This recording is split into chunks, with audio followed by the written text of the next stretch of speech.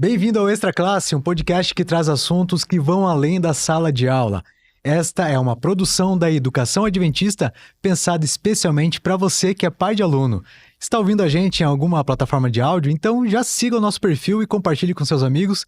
Se está assistindo pelo YouTube, já se inscreva em nosso canal, deixe nos comentários de onde você é, onde que o seu filho estuda, deixe já o seu joinha também, o seu like e não esqueça de acionar o sininho para ser notificado de quando teremos novos vídeos do nosso podcast.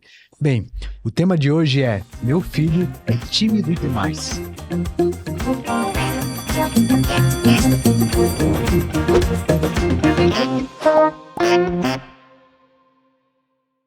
Meu nome é Gustavo Cidral, sou jornalista e para nossa conversa de hoje temos duas convidadas. A professora Raquel Santos, que é coordenadora pedagógica do Colégio Adventista de São José dos Pinhais. Seja bem-vinda, professora. Olá, muito obrigada pelo convite. Um prazer estar aqui com vocês. Também a professora Roselane Sônego, também conhecida como Rose, né, que é psicopedagoga, psicóloga e é mãe de dois adolescentes, uma jovem adolescente, dois jovens, na verdade, né? Dois adultos já. Que estudaram em nossas escolas, nossas unidades. Seja bem-vinda, professora. Eu agradeço o convite, Cidral. Muito obrigada, quero poder participar e será muito bom poder conversar com vocês sobre esse assunto tão importante, né, para os pais que lidam com filhos que são tímidos. Só mencionando também que a professora Raquel também é mãe de um adolescente de 14 anos. Sim, o Gessé. Ele vai ficar bem feliz de saber que eu citei o nome dele aqui. Então, o assunto de hoje é timidez, né? E a gente vai falar sobre estratégias para ajudar na socialização sem forçar a barra, que às vezes os pais forçam tanto que o filho acaba se fechando mais ainda, né? Eu fui uma criança bem tímida, adolescente bem tímido também, assim. Só que eu queria até perguntar para você, Rose, o que é de fato timidez? Porque às vezes eu não sei se eu era tímido, se eu sou, porque eu me sinto tímido até hoje, mas se me colocar para falar para uma plateia de milhares de pessoas, subir no palco e falar, eu vou lá e falo sem problemas. Eu não tenho problema com isso. Mas eu me sinto muito tímido em algumas situações. Agora, como que a gente define timidez se não é, às vezes, enfim, algum tipo de fobia ou alguma outra característica de personalidade que não seja timidez? Mas o que a gente pode definir como timidez? Olha, é bem interessante a tua pergunta, porque ela tem confusão de termos, inclusive nas pesquisas científicas, tá? Então, a gente vê muitas vezes o termo timidez para poder definir uma personalidade introvertida. Então, assim, quando é personalidade, a gente chama que é introversão ou extroversão, são características de personalidade. Então, a pessoa introvertida não necessariamente é tímida, e o tímido não necessariamente é introvertido. Então, a gente tem timidez, introversão, e alguns chamam de ansiedade social, mas eu prefiro o termo fobia social, porque a gente tem um transtorno chamado transtorno de personalidade antissocial, e aí as pessoas confundem. Então, eu acho que na nossa conversa a gente pode definir bem essas coisas: timidez, introversão e fobia social. Na timidez, na introversão, o que acontece? É um atributo de personalidade. Então, é uma pessoa que ela não gosta muito de estar com muita gente, ela se sente mais agradável para ela estar com grupos pequenos. Ela, quando sai para interagir com outras pessoas, isso esgota a bateria social dela, ela chega cansada, né? Então, ela prefere pequenos grupos, 1 a 1, né? Então, isso é uma pessoa mais introvertida e ela precisa de uma baixa,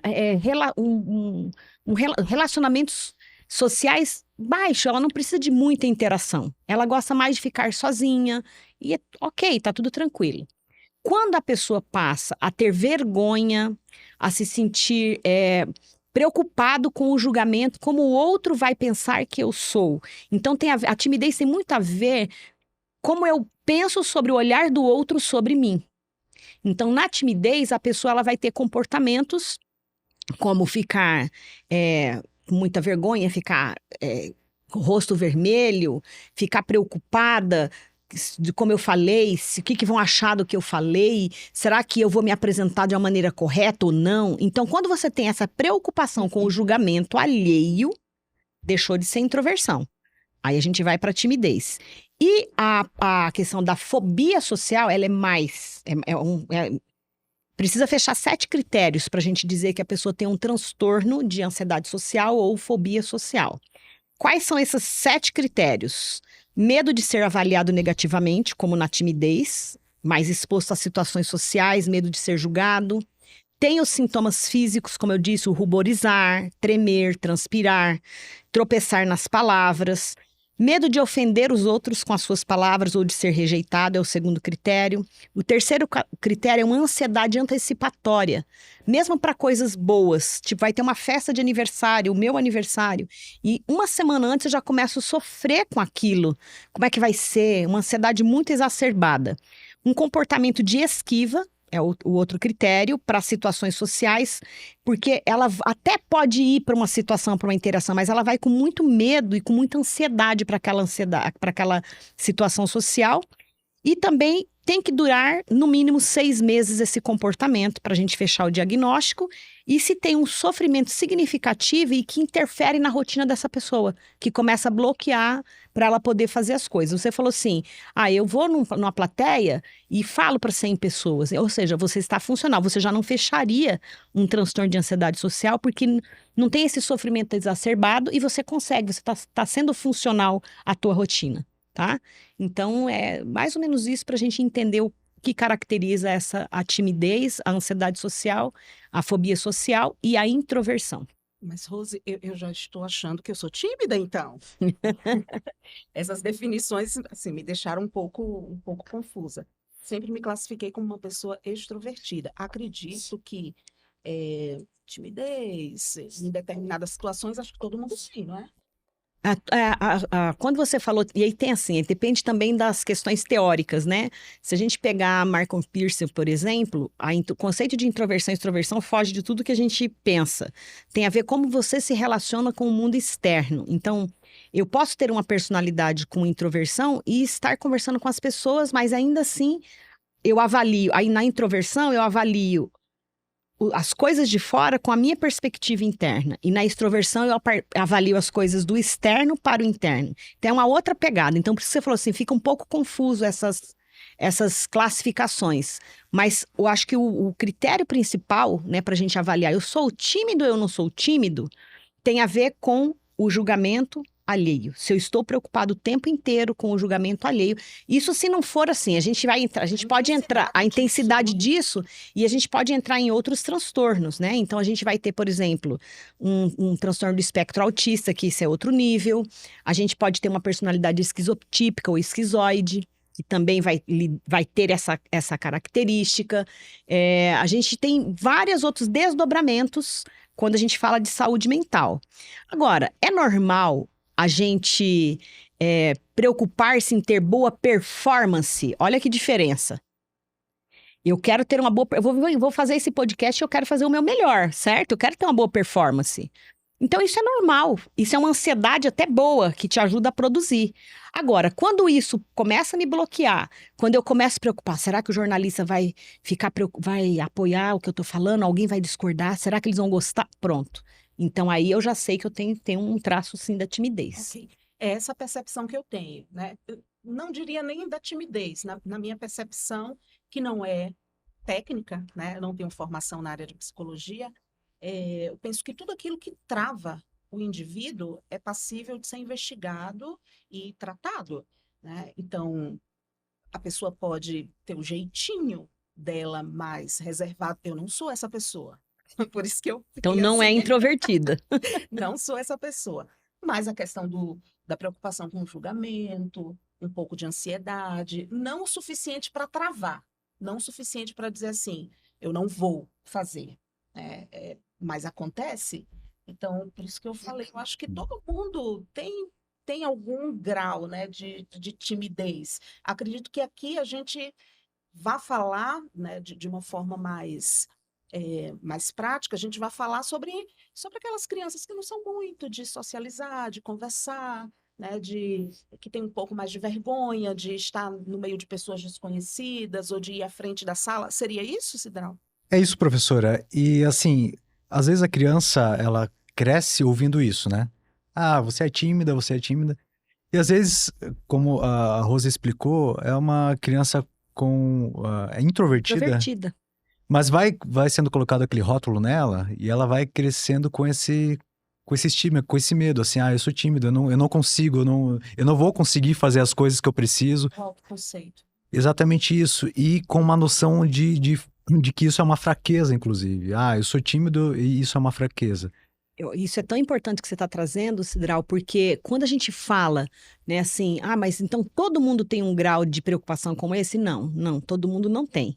Tem, ao contrário, inclusive, tem o transtorno de desinibição, que são pessoas que não sentem vergonha, não tem freio inibitório. Sem noção. Já só vai. Então a gente tem uma galera também que é outra pegada, né? E aí a criança se torna intrusiva.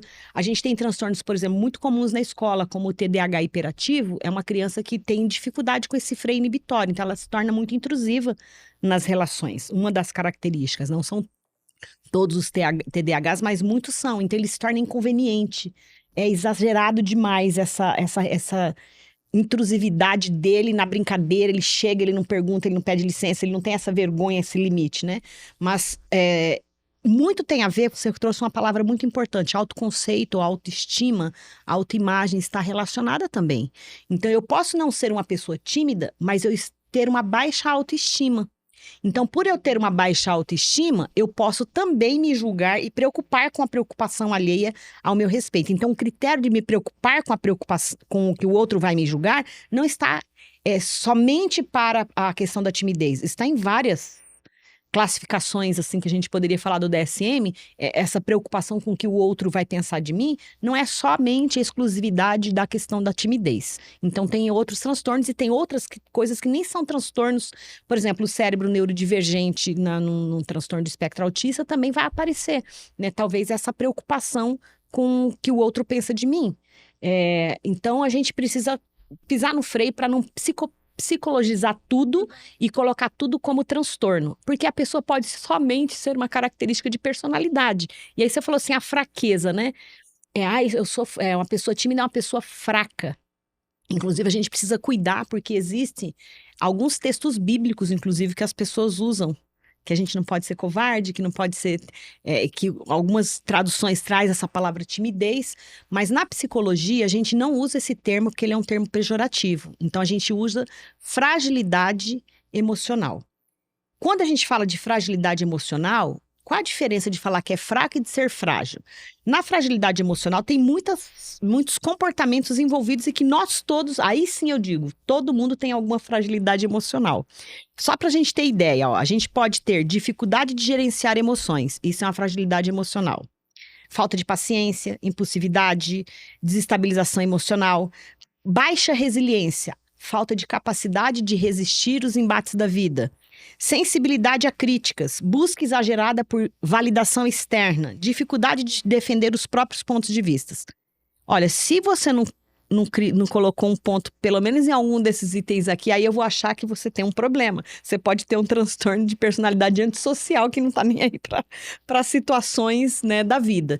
Então, assim, todos nós temos alguma fragilidade emocional, porque nós estamos num mundo imperfeito, criados por pais imperfeitos, por situações imperfeitas e que vai trazer alguma sequela pra gente, né? Mas a gente não pode dizer, então, agora que uma pessoa é fraca porque ela é tímida. Não, essa é uma fragilidade emocional. E fragilidade emocional é trabalhável. A gente consegue trabalhar com isso. Ou simplesmente uma característica.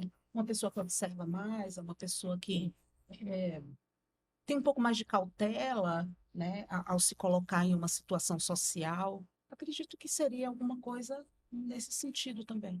A Rose foi mencionando aqueles pontos de fragilidades e eu fui percebendo que todas essas fragilidades, as pessoas extrovertidas, que não necessariamente são consideradas tímidas, também têm, né? Também, pessoas extrovertidas, é isso aí. A característica de personalidade de extroversão, a pessoa também pode ter a timidez. Por isso que parece que não liga muito, porque as pessoas entendem. Timidez é o contrário de extroversão, e não, né? A pessoa pode ter uma característica de personalidade extrovertida e ainda assim ter características de timidez, né? E aí a gente vai entender que quando eu falo de fragilidade, né, a ciência ela traz algo bem importante sobre isso, porque a gente está falando, gente, não é muitas coisas quando a gente fala de características de personalidade são coisas genéticas. Não é uma coisa que a pessoa escolheu. né? Então, os traços de personalidade tem muito do genético também. Também tem do comportamento aprendido. Então, assim, a genética e o ambiente, eles estão o tempo todo se relacionando. Então, se eu tenho, para vocês terem ideia, se eu tenho pais que são introvertidos e tímidos, eu aumento de 2 a 6 vezes mais a chance dos meus filhos desenvolver a vulnerabilidade para um transtorno de ansiedade social ou para a timidez. Pensa, de 2 a 6 vezes mais. Mas isso é aprendido ou é passado? Geneticamente passado. E depois, por quê? Lembra que nós falamos de modelagem. Muitos dos nossos comportamentos psíquicos, eles são aprendidos por modelagem. Então, como é que esse pai e essa mãe, os cuidadores, vamos dizer assim, se colocam na vida? Se os filhos observam que eles têm muito medo, que eles também têm as questões de introversão, que têm as suas dificuldades, ele vai aprendendo aquele comportamento. Então, também é um comportamento aprendido. E é interessante que os pais podem contribuir com isso, não só pais que são introvertidos ou pessoas tímidas, né? Mas cada vez que um pai é super protetor demais, essa é uma característica que contribui para a timidez. Porque se eu fico cercando meu filho, protegendo ele demais, no nome de protegê-lo, é porque eu sinto que ele não é capaz de fazer sozinho. Ele precisa de mim. Sem mim, ele não é nada. E a pessoa não vai falar isso.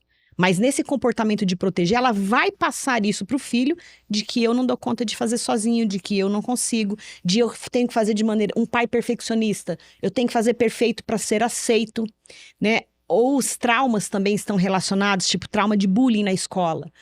Também contribui, é um eliciador para a questão da timidez. Então, se eu já tenho introversão e estou num ambiente onde tem bullying, às vezes da própria família, ou todas essas coisas que eu falei, então é o terreno fértil para que a timidez comece a desenvolver ali naquela pessoa. E é possível a questão da introversão e extroversão, Rose? É possível uma criança que é introvertida se tornar extrovertida? Acontece isso ou não? Uma pessoa, ela tem aquela característica de personalidade, aquele traço, é isso? Ela é aquilo. Ó, vamos dividir também duas coisas aqui importantes. Personalidade e traço de personalidade. A personalidade, ela é flexível e é moldável. Porque nós temos muitos atributos de personalidade. Então, a gente pode sim mudar a forma como nossa personalidade se coloca. Se eu fui uma pessoa que até 18 anos, que meu cérebro ainda está numa fase muito importante de desenvolvimento, eu sofri muitos traumas, por exemplo, a minha personalidade está com problema. Talvez o que eu conheço de mim nem seja eu mesmo, porque o trauma modificou essas estruturas cerebrais e a pessoa não é ela mesma, ela é o que o trauma fez com ela, tá? Agora, traço de personalidade é uma coisa muito visceral e passa de geração para geração, 4, 5 gerações. Então, a introversão e a extroversão é um traço de personalidade. Então, você, por exemplo, pode ser uma pessoa introvertida e mudar o comportamento social, a tua interação, você aprende, você treina habilidades sociais, se você teve incentivo para fazer isso. Por exemplo, a tua profissão jornalista, quando a gente olha jornalista para uma pessoa tímida, entre aspas, parece que não combina muito, né? Você fala, agora você teve incentivo para fazer isso, você foi lá. Então, você pode ter a introversão e você vai criar estratégias para lidar com a sua introversão. E isso é mudável, isso é treino. A gente chama treino de habilidade social. Agora, você vai sempre continuar sendo uma pessoa introvertida. Por isso que você falou assim, eu tenho... Algumas situações eu me sinto mais confortáveis, outras não. O traço está lá. Ele sempre vai estar lá e você vai ter que lidar com ele. Quantos aprendizados? Nossa, muito. Já a timidez, então, a timidez não, ela pode vir e ir e voltar, aliás. Às vezes algum trauma na vida desenvolve a timidez. Se a timidez foi desenvolvida por trauma, por exemplo, eu tenho muitos pacientes que vêm me buscar quando chega na fase da vida que eu preciso fazer, o trabalho agora mudou e eu tenho agora que apresentar relatório, eu tenho que dar palestra e antes não era cobrado isso de mim. E ele tem trauma de escola, de quando apresentou trabalhos, as crianças riram, o professor fez assédio moral, tal. Então, assim, ele tem timidez com a questão de apresentar em público. A gente resolve isso, trabalhando o trauma, reprocessando esse cérebro, que a gente fala, né? Que faz uma rota neural diferente ali, uma neuroplasticidade.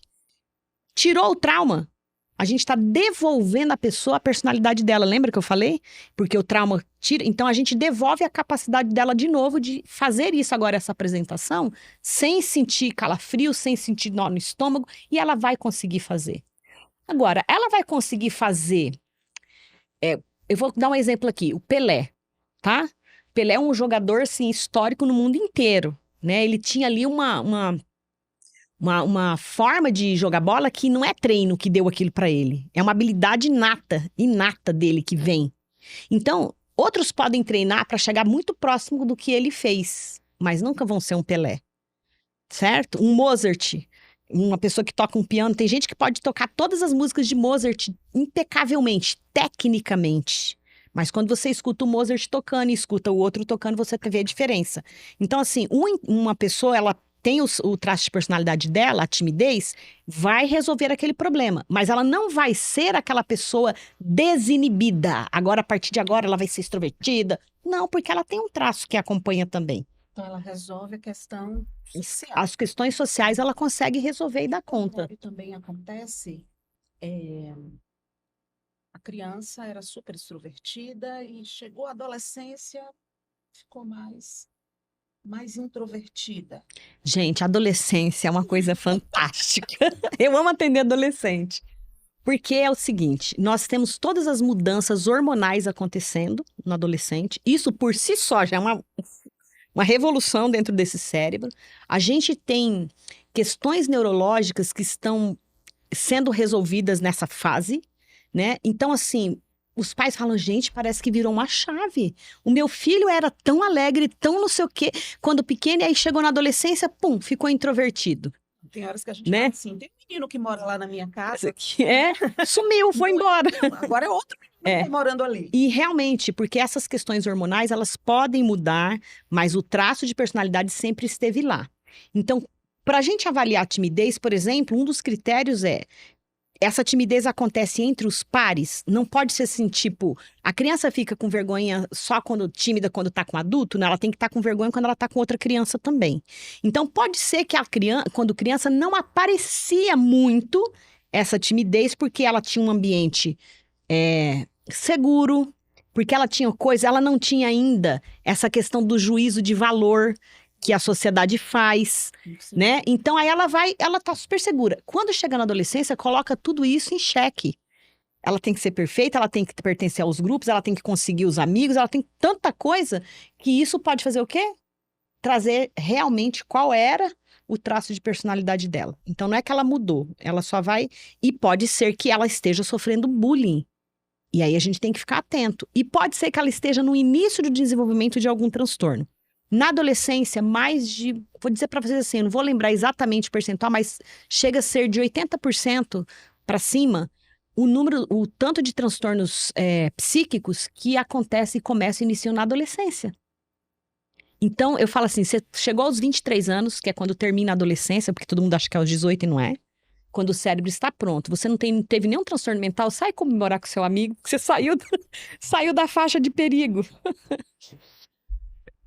Em relação à timidez, tem alguns gatilhos na vida, gatilhos, né? Que, por exemplo, uma mudança de cidade, mudança de escola, perda de um ente querido, que podem mudar o jeito da criança, assim, não digo o traço de personalidade, mas desenvolver uma timidez, ou a criança é tímida e de repente muda, às vezes mudou de casa e... Ela pode mudar o comportamento, vamos dizer assim. Ela pode ficar mais isolada, não querer mais interação, não porque ela tenha timidez, ela está com um comportamento evitativo de relações sociais. Por que ela está com esse comportamento? Prevenindo, porque eu não quero sofrer. Então, por exemplo, em famílias que se mudam muito, como famílias pastorais, famílias de pessoal do exército, que muda muito, isso é muito nítido nos filhos, né? Esse comportamento. Tipo, eu não vou fazer amigo porque eu não quero sofrer em perder esse amigo. Então, tem um luto não reconhecido das amizades, dos vínculos, que ele tem que estar fazendo o tempo inteiro. E chega uma hora que ele entra em exaustão, ele fala, não quero mais isso pra mim, não gostei dessa brincadeira de começar, né, uma amizade e terminar e depois eu sofrer com isso. Então, ele tem um comportamento evitativo, esse comportamento indica que aquilo foi traumático. E é onde precisa buscar um profissional para ajudar com isso, para ele poder ficar funcional na vida. Interessante. E voltando ali aos traços de personalidade, eu tô entendendo que é importantíssimo a gente ter autoconsciência disso, né? E qual é o nosso traço, se entender para saber como agir em diversas situações. Por exemplo, em relação a que eu mencionei no começo, né? Achava que eu era tímido. Hoje eu entendo que eu não sou tímido. Claro que eu sou tímido porque todo mundo é tímido para algumas coisas, né? E claro que Eu sou introvertido. eu sou introvertido. Eu tenho consciência disso, então eu sei me regular. Eu sei o que eu preciso, por exemplo, você mencionou ali.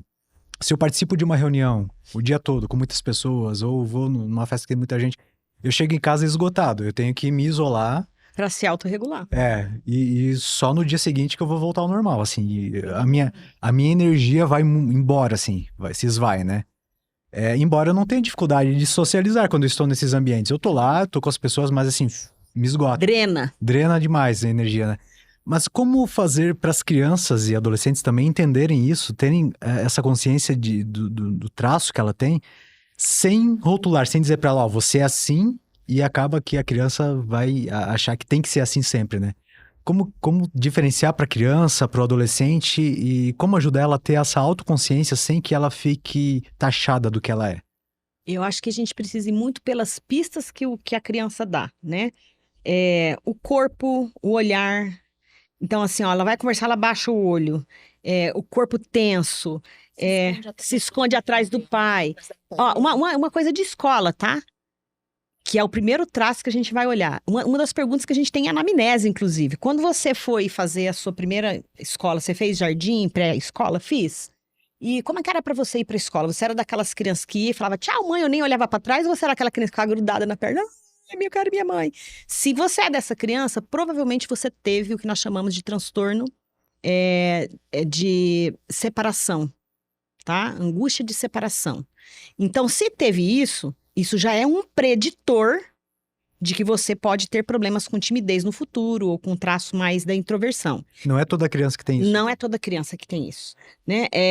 Também crises de choro, quando ela tá num lugar, a criança começa a chorar, ela tá irritada. Ou é o barulho, ou é o excesso também, que é muito visto recentemente isso, as questões sensoriais, né? Tem pessoas que se sobrecarregam sensorialmente, com barulhos, com luzes e tudo mais. Então, isso vai drenando, vai drenando. Na pandemia, esses se deram muito bem por ficarem isolados. Quem que se deu mal foi aquele que precisa de gente para ele se energizar, que é o contrário de você. Eu também sou como você.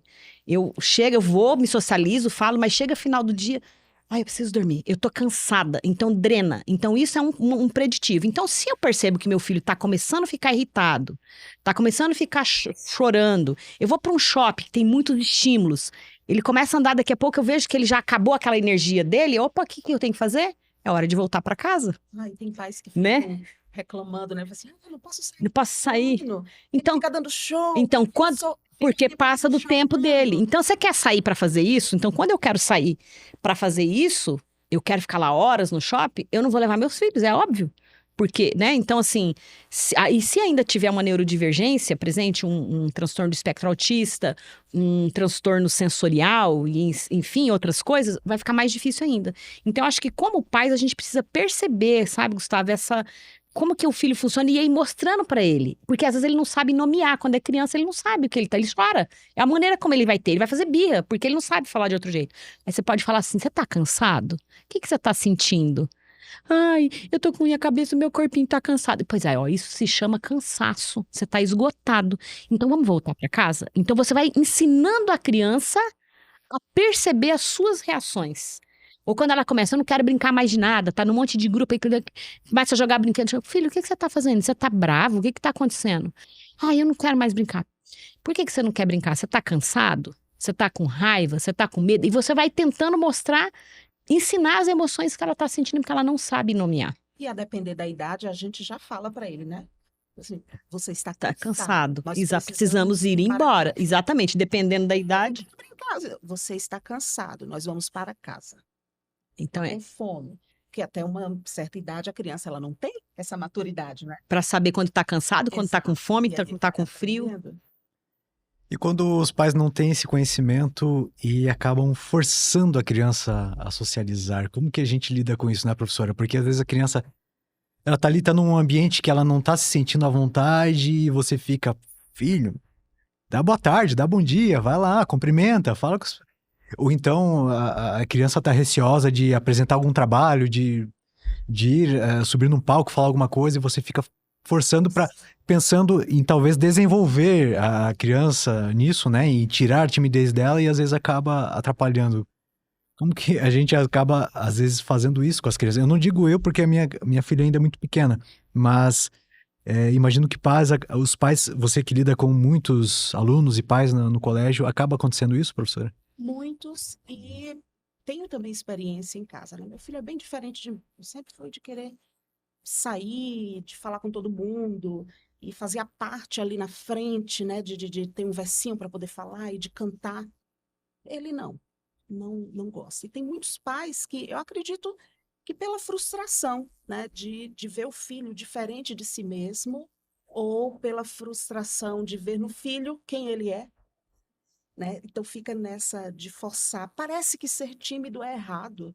Parece que ser introvertido é errado. Então, o certo é meu filho fazer o solo do coro, né? O certo é meu filho ser o orador da turma. Porque o filho de fulano É a faz. criança troféu que a E gente a chama. comparação, né? Eu costumo dizer assim para os pais que não têm um conhecimento mais técnico sobre esses temas. Duas coisas resolvem tudo.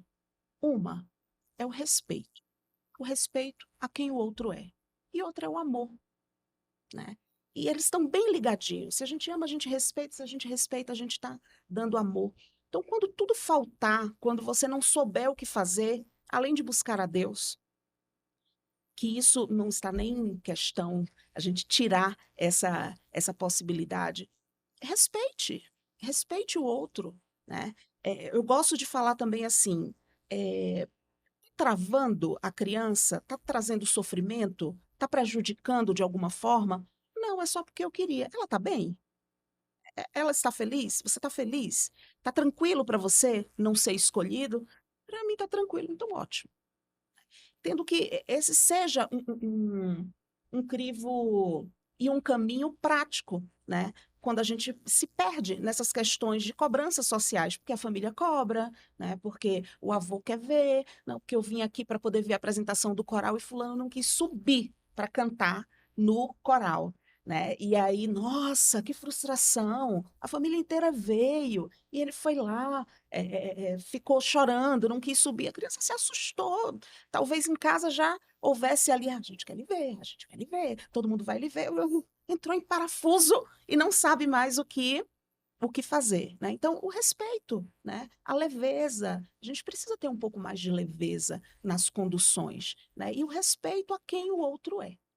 Você mencionou uma situação hipotética, né, mas que acontece bastante, e eu acho que é o terror dos tímidos na escola, quando tem alguma apresentação, enfim, o coral que você mencionou, de ter que ir lá e ficar na frente de uma multidão. E às vezes a criança, como você mencionou, trava e não quer ir.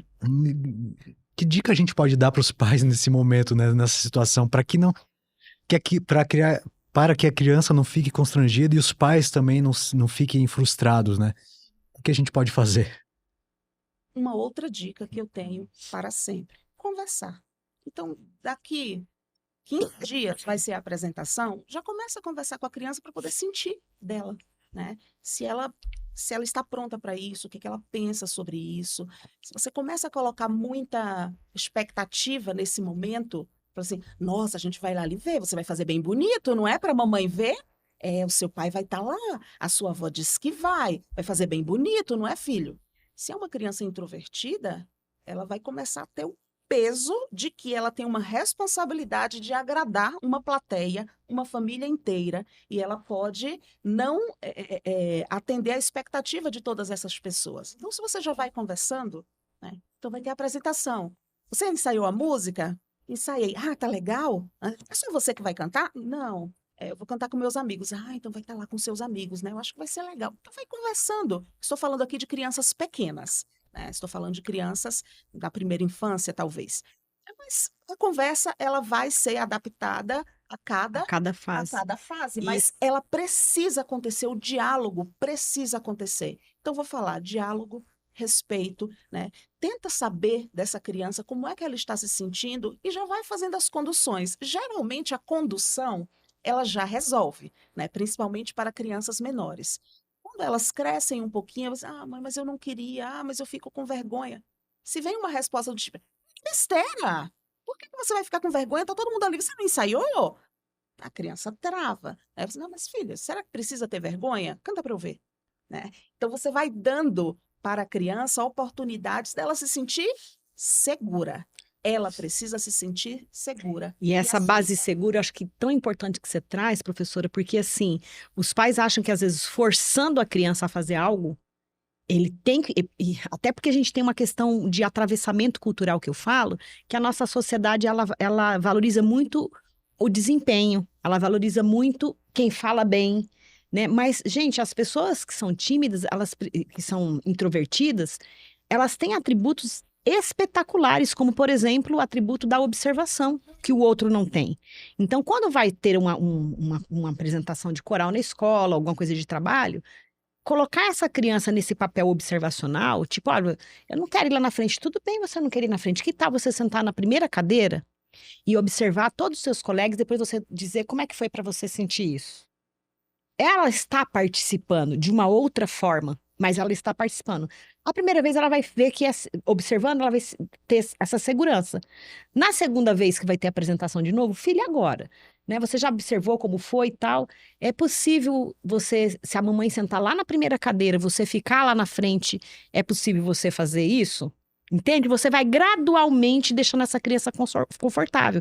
Assim como no primeiro dia de escola, que eu falei de a questão de separação, da ansiedade de separação, às vezes a mãe quer, não, vai lá empurrando a criança tal. A criança precisa ter, às vezes, um objeto, por ser criança, concreto, de transição entre a segurança que ela tem com a mãe e com aquele novo ambiente. Então o pai pode falar assim: olha, filho, você vai ficar aqui na escola, mas não é muito tempo. Eu vou te deixar aqui. A mãe vai vir buscar, por exemplo, você está com esse Sharp. Eu vou deixar esse Sharp com você. Você pode ficar ali usando esse objeto, que é a certeza que eu vou vir te buscar. Quando o relógio chegar em tal hora, então você vai dando referências que ela não vai perder você. E a mesma coisa numa apresentação de trabalho, o professor pode iniciar, isso é papel da escola. Não, todo mundo é obrigado a falar. Não. Olha, você pesquisou, o outro fez isso, você ainda não consegue apresentar? Ainda não consegue. Não é você não consegue, você ainda não consegue apresentar, mas você vai poder fazer o seguinte, você vai ser, eu tenho um exercício que eu gosto muito de trabalhar até na faculdade, que chama GVGO, Grupo de Observação e Grupo de Verbalização. Você coloca um grupo para debater um assunto, em círculo, e um outro círculo em volta que são só os observadores. E eles têm um papel imprescindível e têm as tarefas do que eles vão fazer. Então, coloca a criança primeiro nesse lugar, vai fazer uma roda de conversa, coloca ela primeiro no papel de observar e relatar o que ela viu ali dos debates, ao invés dela debater. E aí você vai gradualmente colocando a criança num ambiente disso que você falou de segurança, dele estar inserido na atividade, no contexto. Participando com a habilidade que ela tem. Se é possível desenvolver essa habilidade de fala, essa habilidade de apresentação de trabalho, né? Então, ela precisa desenvolver essa habilidade, né? A menos que seja uma fobia, não é? Uma fobia ela não conseguiria. Na fobia, ela vai passar mal, inclusive. Mas se já chegou na fobia, é porque já teve outras coisas anteriores, né? Então, até a questão do pai forçar, Gustavo, você tem que fazer, porque você é a nossa família, é o nosso nome, é não sei o que, tudo isso vai contribuir para o desenvolvimento da fobia social. Esse forçar, né? Então, é melhor a gente não forçar. É a gente incentivar. É a gente dar suporte, mas não forçar a criança ou desvalidar que o jeito dela ser é ruim. Pois é. Essa questão de trazer para a criança a ideia de que como ela não é legal, né? Não é o ideal, né? Vai trazendo uma frustração e validando essa introversão, né? Falar em público, se expressar, tem o seu lugar, tem o seu valor, e a escola tem o papel de desenvolver essas habilidades. Várias pessoas aprenderam, né, a falar em público, apresentar um trabalho, e a gente volta ao mesmo ponto. É necessário haver segurança, conforto no ambiente para que essa habilidade seja desenvolvida. É papel da escola. Trazer essa possibilidade, trazer essa habilidade, né, o desenvolvimento dessa habilidade de uma forma confortável para a criança, né? E é obrigação dos pais conseguir também trazer para a escola quais são as limitações desse filho, né? Como é que ele consegue se expressar melhor? O que seria importante? Olha, professora, na verdade, ele tem vergonha de você, ele tem vergonha do coleguinha X, né? Ele apresentou o trabalho no ano passado e sorriram dele. Que é para a escola conseguir ter esses elementos e conseguir direcionar, né? O trabalho em grupo, ele só existe para que a gente consiga ter habilidades de várias pessoas sendo utilizadas ali. Então, fazer parte do grupo com a mídia, geralmente, né? A pessoa não gosta muito de falar, mas gosta de escrever ou gosta de produzir os slides, né? Então, ela está participando e ela é valorizada por isso. E a gente não pensa que um é melhor do que o outro. Mas, sempre que possível, incentivar para que haja uma fala.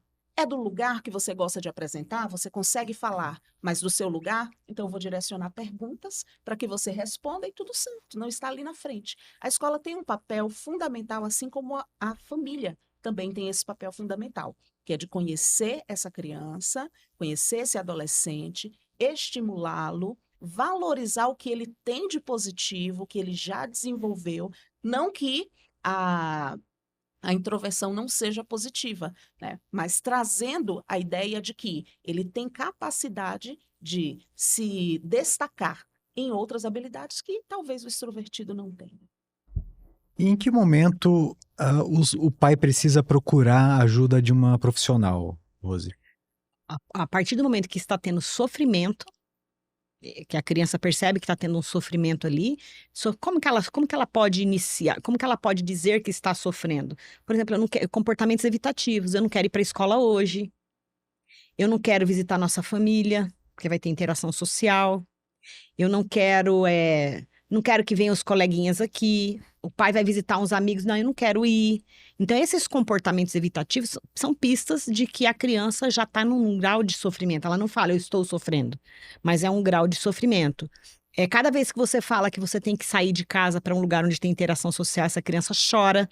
Então, o choro pode ser um indicador de que precisa de ajuda profissional, né? E eu acho que os pais têm um papel tão imprescindível que eu acho que começa tão cedo, sabe, Gustavo? Que é porque a pessoa tímida, ou a pessoa que já está, né, com problema de timidez, ou que seja introvertida, ela precisa ter repertório para ela conseguir se sentir segura. Então, para uma pessoa introvertida se sentir segura, ela vai usar muitas estratégias. Por exemplo, você é jornalista. Eu tenho certeza que você não vai fazer uma entrevista sem antes você preparar na sua cabeça as perguntas, de ter um roteiro, de ter alguma coisa. O extrovertido, ele faz isso. Peraí, o microfone vai. Né? Então, eu tenho que ter estratégias para eu me sentir seguro. E como é que eu me sinto seguro? Quando eu dou conta, quando eu tenho ciência de que eu sei aquilo. Então, esse é um primeiro passo. Eu sei a música? Canta aí para eu ver. Eu estou confiante de que eu sei fazer isso? Então, primeiro é checar se a criança tem essa condição. Mas começa muito cedo e uma coisa que tem falido muito na nossa sociedade, que é a questão de contar histórias. As famílias têm perdido isso. De contar as suas histórias. Os filhos, às vezes, não sabem. Às vezes, um adolescente chega e fala assim, onde que seu pai faz? Qual a profissão dele? Ah, não sei, ele trabalha lá no centro. Ele vai lá na empresa. Gente, um adolescente não saber qual é a profissão do pai, ele não sabe história nenhuma de pai e mãe. Então, assim, contar as histórias, contar as suas próprias histórias quando você era criança, que você passou por uma situação vexatória e como você lidou com aquilo, que ela vai ter repertório para o cérebro dela de como sair de uma situação. Contar histórias com personagens, quando é bem pequenininho, aí tinha um bichinho lá que, coitadinho, ele ficava lá escondidinho porque ele tinha vergonha disso, e aí você sempre traz como a solução. Então, você vai dando repertório para essa criança de como ela pode agir naquelas situações. Além do conto de história, também essa criança tímida, ou adolescente tímido, o adolescente principalmente quando parece mais pra gente, que é assim, olha, eu até consigo iniciar uma conversa, mas eu não consigo manter a conversa. O assunto acaba, morre.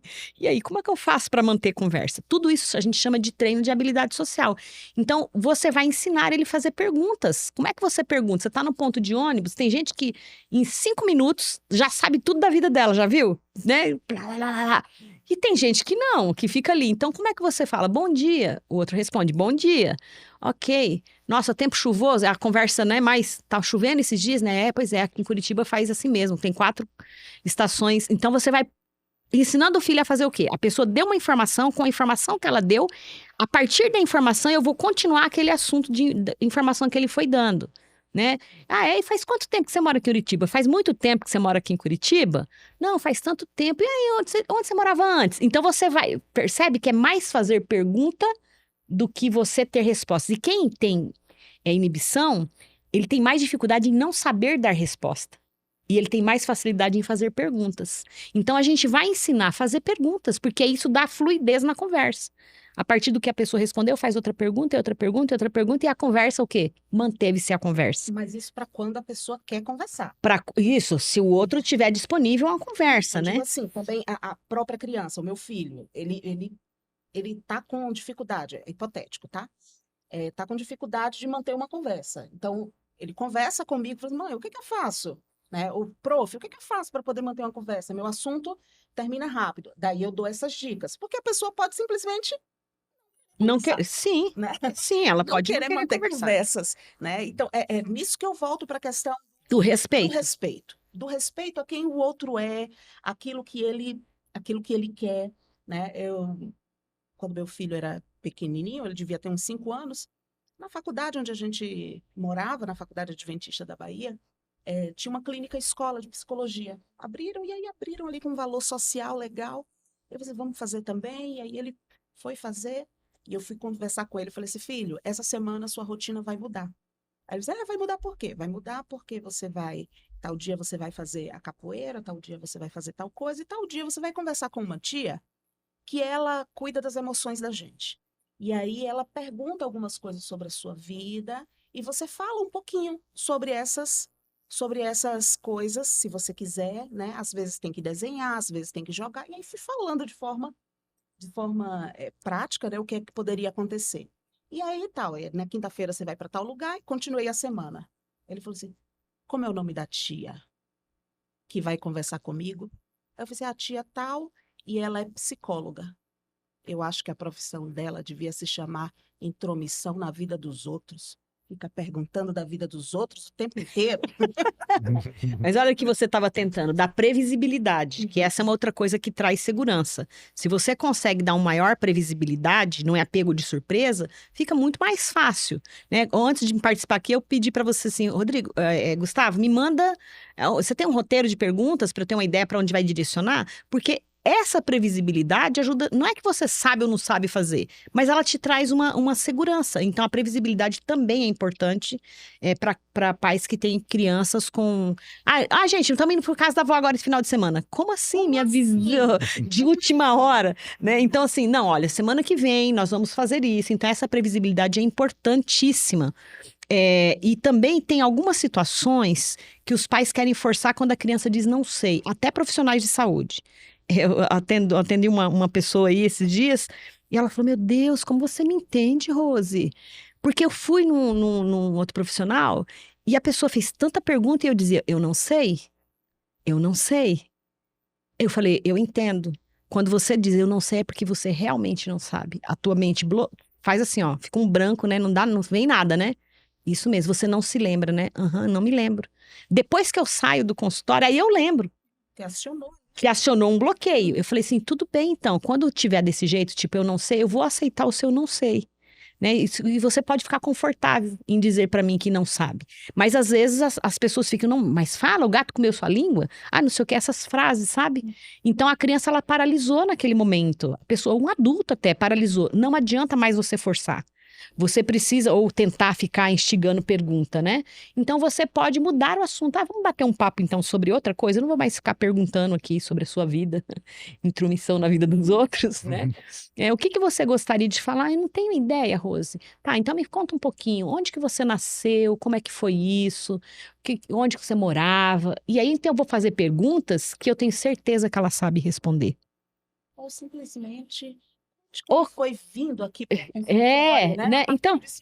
Então, assim, você vai trazer coisas mais leves, como ela falou, deixar a vida mais leve. E aí a pessoa, aí o que aconteceu? Cara, a pessoa disparou a falar, ficou 40 minutos falando e eu só anotando, né? Eu falei, nossa, pra quem não disse que não sabia nada, que não ia conseguir falar, porque destravou. Então é importante isso, esse respeito, a gente saber quando paralisa. Tem crianças que, inclusive, faz uma auréola na boca, aqui na boca fica branca, tá? Quando ela tá numa situação de pressão. Porque fecha muito a boca. Não, ela quer falar, e aí a ansiedade é tão grande que mudou todo o batimento cardíaco, pressão arterial foi modificada, medo, pavor. Então, algumas crianças até demonstram isso, e tem gente que fica ainda forçando a criança daquele jeito. A gente tem que acolher. Vem aqui, tô vendo que você não tá legal. Dá um abraço, eu posso te abraçar? Né? Vai ali, abraça a criança. Você quer beber uma água? Você vai ser generoso, você fala, eu tô vendo que você não tá legal. Ela tá me vendo. Lembra que eu falei que a timidez tem a ver com o olhar do outro? Então, se o olhar do outro é julgatório, eu vou ficar mais tímido. Mas a sociedade... Agora, se eu for com um olhar mais generoso, mais acolhedor, eu tô entendendo o que você tá passando, eu destravo e a pessoa vai começar a falar comigo. E é importante também procurar entender em quais situações essa criança, esse adolescente fica mais confortável também. Porque, por exemplo, você falou agora há pouco sobre quando a criança começa a não querer ir para os lugares, né? Então, não quero ir para a casa da minha tia. Ok. Não quero ir para o parque. Ok. Para o shopping você quer ir? O shopping é legal. Não gosto do coleguinha tal. Não quero que fulano venha na minha casa. Quem você gostaria que viesse? Fulaninho. Então, você tem uma pessoa com quem ele se relaciona bem, uma pessoa que ele quer ter próxima. Então, é importante saber como essa pessoa se sente confortável. E a partir daí, a gente vai ampliando as possibilidades sociais, que eu acho que é o medo de todo pai, né? O pai tem medo que a criança fique muito isolada, que não tenha amigos, que não consiga se expressar. Então, busca uma forma de estimular isso. A forma de estimular é com amor, é com respeito e vendo opções, né? Você dá opções e você colhe também da criança, do adolescente, as opções. Eu não vou para festa, não gosto de ir para festa, mas a gente precisa ir. Para essa festa nós precisamos ir. Então a gente não vai ficar todo o tempo, mas nós vamos ficar um período. O que é que você pode levar para você fazer lá? Para que você se sinta confortável lá, né? É uma festa da família, eu não vou deixar de ir. Né? É uma apresentação da escola que precisa estar presente. Só que você precisa entender que você tem como ficar confortável. Me diga seu limite, né? Me diga do que você precisa. Então, você vai levar fone de ouvido para essa festa? Ok. Só não esqueça de cumprimentar os aniversariantes ou o casal, né? Os anfitriões. Você precisa antes já dar para essa criança, para esse adolescente, o que ela precisa fazer, que socialmente é indispensável. Agora tem alguns pais que exageram nisso. É excelente isso que você trouxe, né? De ter objetos de regulação, inclusive. O fone de ouvido, uma caneta como essa, às vezes, para algumas pessoas. Só de fazer isso aqui ajuda a regular. De estar com um sapato confortável para dar ground, e uma série de coisas que a gente pode pensar em termos sensoriais. Mas, às vezes, os pais, querendo ajudar, acabam fazendo uma coisa muito errada. Então, assim, vem uma pessoa para cumprimentar lá na festa, e aí ele quis dar um beijinho no seu filho. E aí a criança se esquivou. Aí você fala, não, para com isso, deixa ele fazer isso. O que eu estou ensinando para o meu filho? Qualquer pessoa pode me tocar, e a gente deixa ela vulnerável. Aí essa criança cresce e vira uma adolescente. Não importa o que eu sinto. Ele já está num ambiente, às vezes, da escola que ele não conseguiu amigos. Para onde ele vai? Para o mundo da internet. A maioria das pessoas tímidas buscam amizades nesse ambiente virtual, mais confortável, porque ele fica distante, com a câmera fechada. E ali a gente tem muitos pessoas que são pedófilas, deliciadores de menores, e que vai dar exatamente o que nós estamos falando aqui, que a família não deu, que a sociedade não deu. E como é que ele se sente nesse lugar? Acolhido. Então, veja que é um assunto muito sério isso, né? De a gente não ensinar a criança a cumprimentar, a ser respeitosa, mas não ultrapassar os limites dela, né? Por exemplo, um adolescente pode me dizer assim, Ai, meus pais queriam que eu fosse lá na festa dos amigos dele e tal, da família, mas eu não queria ir. Ai, porque aquele povo é chato. Eu cresci, aí tem uma menina lá que, nossa, que ela acha que é super íntima minha, mas não é. Hoje já não faz mais sentido. Os meus pais são amigos entre eles, mas não, eu não sou amigo do filho deles. E eles querem que a gente se torne amigo. Olha aqui, né? Eu tô colocando uma situação real aqui. Então, assim, peraí, eu querer que meu filho vá numa festa com os meus amigos, tá tudo jóia. Eu posso pedir pra ele levar alguma coisa. Agora, querer forçar ele que o filho do meu amigo seja amigo dele, aí já ultrapassou. Tá ultrapassando os limites. E ao ultrapassar esses limites da individualidade, a gente tá dizendo, a sua individualidade não importa. Importa é o que o adulto manda, o que o adulto quer. E aí a gente deixa ele vulnerável para pessoas que querem fazer o mal com os nossos filhos. Lembrando que ser respeitoso e ter as habilidades sociais básicas, a gente precisa ensinar mesmo o tímido, né? Porque você cumprimenta, inclusive, com o olhar, com o sorriso, né? Você não precisa abraçar todo mundo, você não precisa bater papo todo o tempo, mas... Até porque isso é da cultura brasileira, né? Abraçar, tocar, em outros países não é bem assim. Imagine na minha cultura nordestina. Mas é importante que a criança entenda que tudo tem limite, né? A introversão dele também precisa ter um limite, né? O adulto com quem ele se relaciona, né? As crianças precisam também ter um limite, né? Respeitar o seu próprio limite, enfim. Bom senso, equilíbrio, respeito, diálogo, amor, acolhimento, validação a quem você é. E a gente vai conquistar essas vitórias com a comunicação, né? Como diz o ditado, combinado não sai caro, né? Exatamente. Então, conversem muito com seus filhos, vocês pais, né? Se tem alguém em quem eles precisam ter segurança e confiança, são vocês, né? Então, tudo isso aí que foi colocado, olha, eu aprendi muito hoje aqui. Então, aí a chave é conversar muito com eles, entender o que eles estão sentindo, o que eles estão passando, acolher, oferecer o que eles precisam, dar suporte, mas tudo isso é feito por meio da comunicação. E olha, obrigado, Rose, obrigado, Raquel, que papo bom que foi hoje, muito obrigado pelo que vocês trouxeram aqui e com certeza acrescentou muito para o que os nossos pais esperavam ouvir aqui, né? Espero que vocês retornem mais vezes para outros temas, outros assuntos, com certeza serão convidadas. E agradeço mais uma vez. Obrigado pelo assunto, pelo papo. Obrigada também pelo convite, foi um prazer contribuir. E agora a gente quer saber de você. Como que você lida com situações de timidez? Se o seu filho é introvertido ou extrovertido demais, quem sabe? Deixe aí nos comentários como que vocês lidam com essa situação.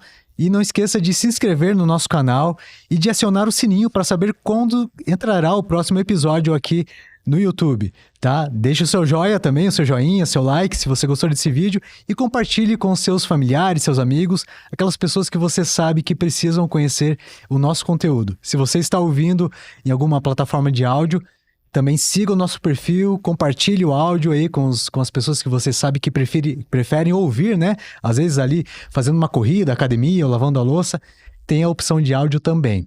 Enfim, a gente se vê no próximo episódio. Até mais!